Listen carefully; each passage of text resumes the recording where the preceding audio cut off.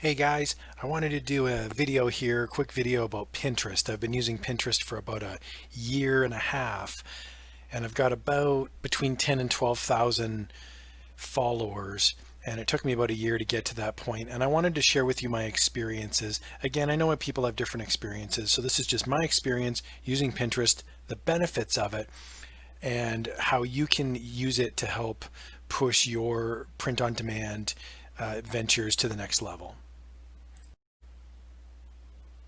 Okay, so the first question is, what is Pinterest? If you're not using it, I highly recommend that you sign up for it. It's a free app. You can use it on an iPad or a phone, and you can also use it on a PC, like a personal computer. And what it is it's like a visual board. You can create multiple boards where you can save ideas. So these can be articles, YouTube videos, they could be pictures of products like t-shirts or signs. There's all sorts of great things you can use Pinterest for. So you can really use it for two reasons. One would be use it as an end user. Like, for example, if you're looking for ideas for your house and you're looking to renovate your bedroom, well, then you can save ideas on Pinterest rather than saving them to your hard drive on a computer. You can just save them to a board, and then you can share them with your spouse or with your friends. You can look them up and you can organize photos. It's a graphical interface. It's a really easy to use tool. The other reason I like to use Pinterest is from a marketing perspective, so I can save my own pictures of my own products that I'm selling, and then I can have them integrated inside my boards, and then other people see my photos and they can save them and share them with other people as well. So you get the occasional photo that becomes viral, so to speak, in that it gets shared and repinned a lot of different times from a lot of different people. So the benefits of Pinterest that I really like, first of all, it's completely free to use. It hasn't cost me a penny unless you pay for promotion, which I have done and I'll talk about at the end of this video. It's also really easy to use. You just set up boards and then you just save photos. You don't even really need to set up boards. I mean, you need to set up at least one, but you can set up multiple boards if you like. And then really they're just little rooms in the house and you can save photos. So I have one for home ideas or funny, alcohol t-shirts or funny nursing t-shirts or bedroom renovation or bathroom renovation, that sort of thing. So it's really easy to use. I like the idea of having metrics attached to my information as well. So one of the things I don't like about Redbubble and TeePublic is that I can't see any information about who's seeing my designs. So what I can do is I can pin those designs into Pinterest, and then I can actually see every day or every second day I go into Pinterest and I see, okay, is anybody liking these designs? Is anybody repinning them? Is anybody even looking at them? So it's nice to have those metrics. And then again, reason number 4 is the inexpensive promotion. I'll talk about that at the end of the video. I spent a grand total of $10, 10 whopping Canadian dollars on a promotion, and I think I got my money's worth. So I'll share that there at the end of the video as well. Okay, so if you're just starting out, if you're brand new to Pinterest, what I suggest is create an account and then forget about the marketing piece of it. Forget that you have a Redbubble shirt store, forget that you have a TeePublic store, forget you have an Etsy shop. Just use it as a user. So what I'd recommend is think about reasons that you would save photos in your personal life. For example, are you doing a kitchen renovation or are you doing yard work? So you can save photos and you can save graphical pictures, and they could be YouTube videos, they could be articles, and what you can do is save them into these boards and just use it as a user first and get familiar with Pinterest. What you can also do is you can follow people, and so you can wind up seeing what they create. So I follow about 10,000 different users, and then what happens is as you follow users, they will follow you. And so what happens is you have this shared community where those pictures are sort of bumped to the top of the feed, and then you wind up increasing your odds of having your pictures being shared with other people. So that's the last step, is creating your pins, which would be your links back to your Redbubble store or your TeePublic shop. All right, so step 1, if you're brand new, is creating boards. Here's just an example of boards that you could create. So this example here has coffee and coffee recipes. It's got warm winter beverages, tea time, that sort of thing. This person's really into beverages. But there's also, you could save, like I've got one that says cool artwork. I've got another one that says funny animals. I've got lots of different, one for like certain cities that I've visited. So for example, I went to Berlin a few years ago, fell in love with the city. I love Berlin. So I've got a pin board set up with pictures of Berlin because it just makes me happy to scroll through them and check it out. Has nothing to do with marketing, has nothing to do with trying to sell people ideas. I'm just creating boards of things that I personally enjoy.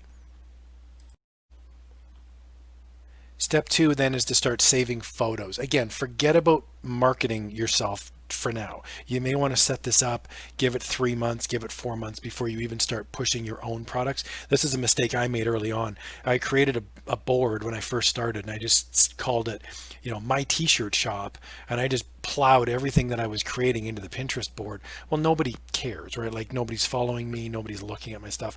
What you want to do is have your boards segregated out by genre. So if you've got funny t-shirts, you maybe have a board that's called funny, and then you'd have, maybe there's a cat board and there's a dog board, or a New York City board. So here's just an example of where you search for New York City, for example, and you'll see a bunch of different maps that come up, just as an example.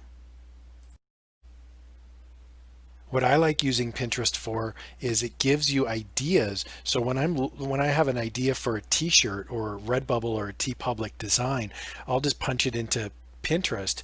So for example, I thought, what if I was to do like New York based products, t-shirts and whatever is on Redbubble. So I typed in New York map, I got these results, and then notice there's that where the red arrow is pointing, there's a bunch of different ideas that Pinterest actually gives me. So there's like Long Island, Queens, Manhattan.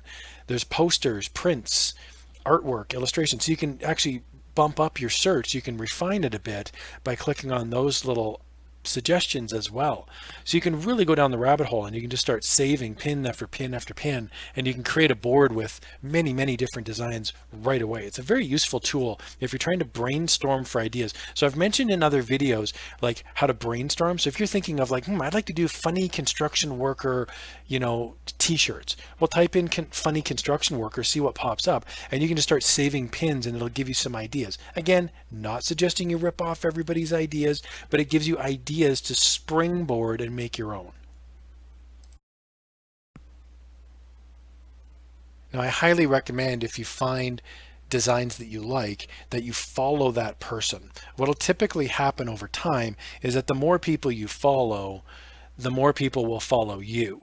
So I know there's things online you can Google or you can YouTube how to buy Pinterest followers. I would strongly recommend don't bother, because a lot of these are robots and they're not real humans.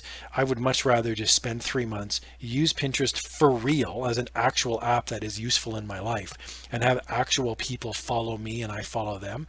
So I would encourage you, throw away the marketing piece at the start and just, here's a funny design that I just found. It says resting nurse face. And so I would follow this user, which is Store Envy, which is a platform that you can upload t-shirts. It just, by pure coincidence, it happens to be Store Envy. But I would follow this user, this store, and then I would see their designs pop up in my feed. So again, it's great for doing imaginative work and brainstorming different ideas. Okay, so once you've got about maybe 5,000 followers on Pinterest. Again, it's just going to take a few months. So you want to get on there and use it for a couple minutes every day and follow some people and, save some pins and that sort of thing. Once you get about 5,000 to 10,000 followers, once you get about 20 boards with about 20 pins in each board, then you can start creating your own pins and actually seeing some traction. So you can certainly create your own pins earlier. It's just you're not going to see a ton of shares or likes or that sort of thing, repins. So this is just an example here I've got set up where these are just average pins that I'll throw out there. And sometimes you'll get 100 impressions, sometimes you'll get 30 impressions, sometimes you'll hit it big once in a while and things will get repinned. And then this is like the third one down, you'll see it says 5.47K impressions. So that's a little over 5,400 impressions in the last 30 days. And it's 45 saves. So people have saved my pin, and then it's 5 click links. Now I only see stats on pins that I'm creating myself. And these are tied back to products that I'm selling on Redbubble, TeePublic, that sort of thing. So it's a great metrics opportunity for me to go, So I'll throw a quick example out here. So I did a shirt, got like 100 views. Did another share, it got like 100 views. Did a third one, it got like 5,000 views. And what that told me is, oh, there's actual demand here for that product. Now, what I want to point out is the impressions means that somebody's scrolling through the Pinterest feed. They're not necessarily doing anything with that pin. Okay, that's the first one, is impressions. Saves means that someone is saving your pin to their own board, which increases your chance of it being seen long term because it's now sitting in someone else's board and all of their followers can see it if they're scrolling through. And then the third one is the link click, which means they're actually clicking on your picture and it'll take you to the Redbubble store, to the TeePublic link, or whatever other design platform you're using. So it's a very useful tool for you to have things housed graphically sitting on other people's feeds. So I want to point out, I'm not being paid by Pinterest. This is not some paid advertisement. I'm just telling you guys my experience using Pinterest over the last year and a half. I really enjoy it for my personal life and for brainstorming ideas and creating design ideas in my mind. And so one of the things I did is I thought, well, I'll give it a try here. I'll promote one of my pins. So I had a pretty good selling t-shirt and I thought, well, it's selling a few a week. Maybe I'll drop the big $10 Canadian on it and just see what happens, see if I get an increase in sales. And I did. So because, on Redbubble or TeePublic, you make anywhere between $2 and, $10 per item. To gamble $10 on a promotion, it could be worth it long term. So I did have a design, I promoted it, cost me $10. It was $1 per day, and I promoted it for 10 days. I did the bare minimum. And you can see there at the bottom, it ended about a week ago. So it says my total spend was $10. I had 4,400 impressions, meaning people scrolled through their feed and 4,400 times it popped up. I had 17 saves, and then I had 118 people click through.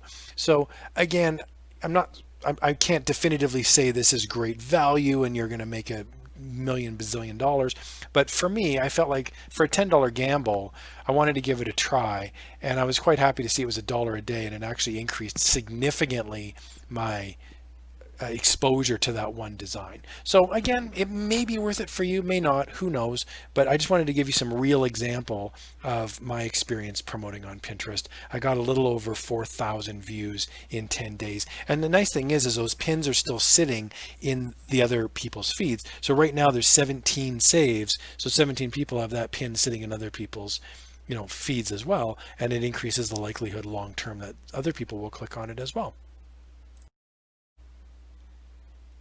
All right, thanks for watching. I hope you found this video helpful. Consider subscribing to my channel. I very much appreciate feedback, comments, ideas. Again, we're all in this together. So if you want to post some comments down in the bottom there, that'd be awesome. I really appreciate you guys watching, and I'll talk to you soon.